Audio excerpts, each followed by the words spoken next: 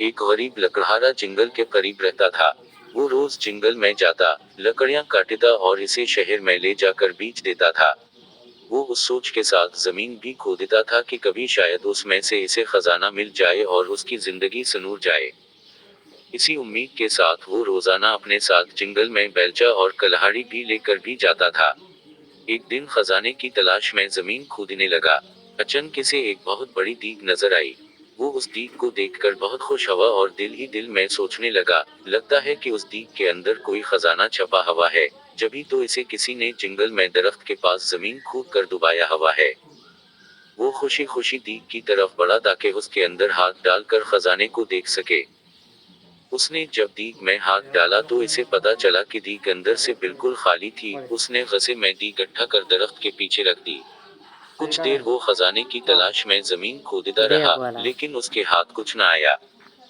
उसने गसे में कल्हाड़ी इकट्ठा कर दरख्त के पास फेंक दी और थक हार कर दरख्त के करीब बैठ गया। अचानक उसकी नजर दीग पर पड़ी। उसने देखा कि वो कल्हाड़ी उस दीग में जागरी थी और अब दीग में 100 कल्हाड़ियां मौजूद थीं। वो उन कल्हाड़ियों को देखकर बहुत हैरान हुआ, साथ ही इसे ये भी समझ में आ गया कि ये दीग कोई आम सी दीग नहीं है, बल्कि ये कोई जादुई दीग है। जभी तो उसकी एक कल्हाड़ी 100 में तब्दील हो गई है। वो खुशी खुशी उस दीग को उठा कर घर में ले आया। लकड़हारे ने उस दीग को एक कमरे में छुपा दिया। रात के वक्त उसने जादुई दीग को दोबारा आजमाने के लिए उसमें आम डाला। थोड़ी देर बाद उसने देखा तो दीग में 100 आम मौजूद थे। अब तो उसका यकीन पख्ता हो गया कि ये वाकई कोई जादुई दीग है।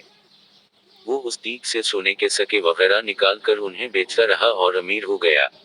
अमीर होने के बाद वो दूसरे गरीबों की मदद करता था। उसके पास अगर कोई गरीब शख्स आता था तो वो कभी इसे खाली हाथ नहीं लौटाता था। यही वजह है कि वो मुल्क भर में अपनी सुखावत की वजह से मशहूर हो गया। उसके अचानक अमीर हो जाने और जादुई दीग की कहानी हर जगह फैल गई। उस मुल्क के बादशाह के पास भी उस जादुई दीग की खबर पहुंची।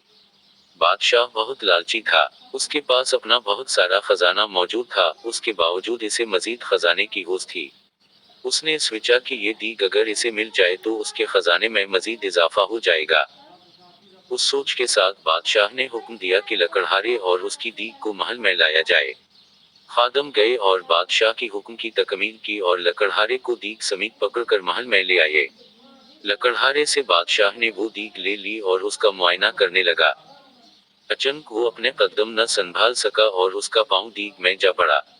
अब जादुई दीग की वजह से 100 बादशाह नकुल आए। एक जैसे 100 बादशाह में एक असली बादशाह था, बाकी जादुई थे। वो सब दीग के हिस्सूल और लालच की वजह से एक दूसरे से लड़ने लगे। यूं सब ने एक दूसरे को जादुई दीग के लालच में कत्ल कर दिया। यूं लालच की वजह से असल बादशाह खुद भी जिंदा न रहा। लकड़हारे ने खामोशी से अपनी जादुई दीग उठाई और इसे लेकर अपने घर चल दिया।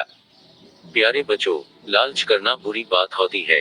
अगर किसी के पास आपसे ज्यादा अच्छी चीज मौजूद है तो आप उससे हसद न करें, बल्कि जो कुछ आपके पास मौजूद है उस पर शुक्र अदा करें।